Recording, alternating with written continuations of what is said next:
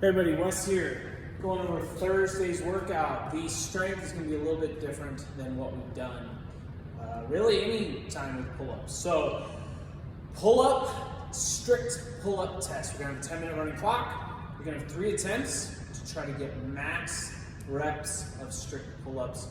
Number 1, if you come off the bar, your set is over. Number 2, if you're hanging from the bar for more than 2 seconds at the bottom, your set is over as well. If you start to tip, honor code here, those don't count either. We're trying to keep everything as strict as possible. So, going up into our first set, we do want to think about maintaining that hollow body position to start. Point those toes down and away. Keep the body as straight, as solid, as strict as possible. We're doing all that pulling with the upper body. So if I get myself set, making sure I'm coming all the way down, and going for max number of sets. What you don't want to do on this, because you have 3 of them, and your score is going to be your total reps, you don't want to come out and do 15 and then only be able to do 5. Know yourself, and what could you do consistently for 3 sets? That's going to be more important for us building than it is coming up and maxing yourself out on that first set, knowing that you have 2 more to go. So you're going to add those up. That'll be your score for that. We then go to a 3-part workout. You're going to have 3 different AMRAPs, same movements, but we're going to change the reps as we go. So you have a 7-minute AMRAP where you're doing 10 pull-ups, 10 deficit push-ups, 20 sit-ups. Go through that 7 minutes.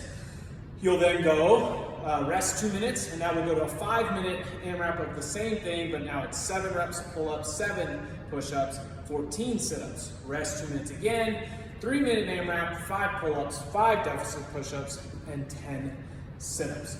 Pull-ups, we can now go to our kipping, our jumping.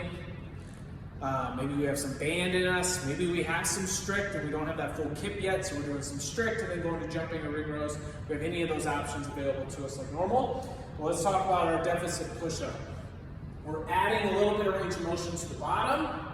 If we already, either from the toes or from the knees, have a hard time getting to the ground with the chest, we shouldn't add the plates for an extra deficit.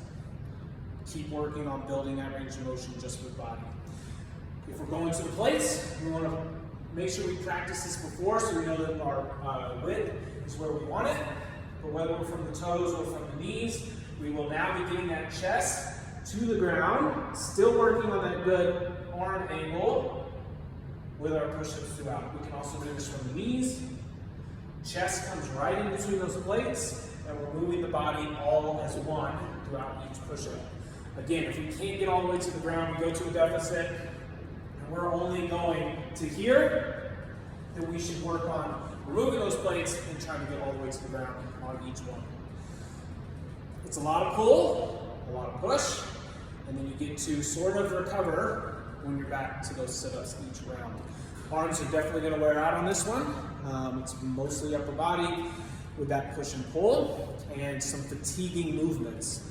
So be ready for things to kind of slow down, don't come out too hot, but try to stay steady and consistent on your push-ups and your pull-ups, and then recover, be ready for those next sets when you go to those sit-ups. Have fun. We'll see you all on Thursday.